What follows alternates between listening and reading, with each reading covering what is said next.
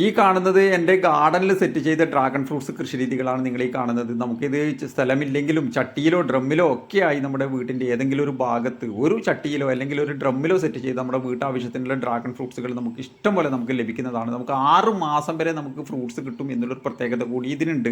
അതായത് മെയ് മാസം മുതൽ ഒക്ടോബർ വരെയാണ് നമ്മുടെ ഈ ഡ്രാഗൺ ഫ്രൂട്ട്സിൻ്റെ വിളവെടുപ്പ് കാലാവധി. 30 ദിവസമാണ്. അതായത് ഒരു പൂവ് വിരിഞ്ഞതിന് ശേഷം 30 ദിവസമാണ് നമുക്കിത് ഫ്രൂട്ട്സായി കിട്ടുന്നത്. പല ആളുകളുടെയും സംശയമാണ്, അതായത് 24 ദിവസമായിട്ടും എൻ്റെ ഡ്രാഗൺ പഴുത്ത് കിട്ടിയിട്ടില്ല.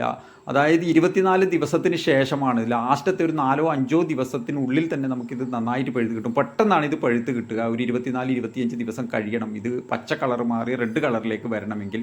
അതിനുശേഷം 30 ദിവസത്തിനുള്ളിൽ തന്നെ നമുക്കിത് വിളവെടുക്കാൻ പറ്റുന്നതാണ്. നന്നായിട്ട് 4-5 ദിവസം കൊണ്ട് തന്നെ ഇത് പഴുത്ത് കിട്ടുന്നതാണ്.